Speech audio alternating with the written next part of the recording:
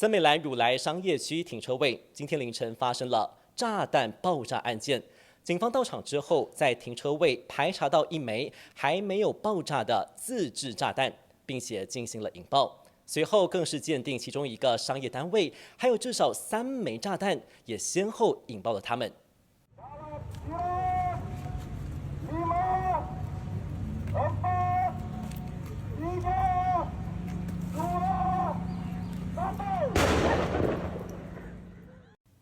这一起爆炸事故是在今天清晨6点左右发生在汝来的萨帕马商业区。警方为了确保民众的安全，进行全面封锁，以及疏散商业中心的所有商家和民众。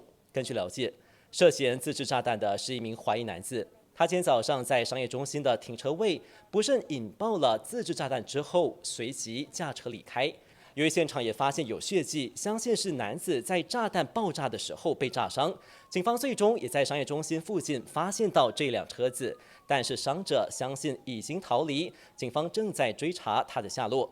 值得注意的是，警方根据线索在商业区店铺楼上发现其中一个单位藏有大量的炸药。警方已经展开全面的搜查行动，也在事发现场持续的巡视，确保说没有遗留下来的炸弹。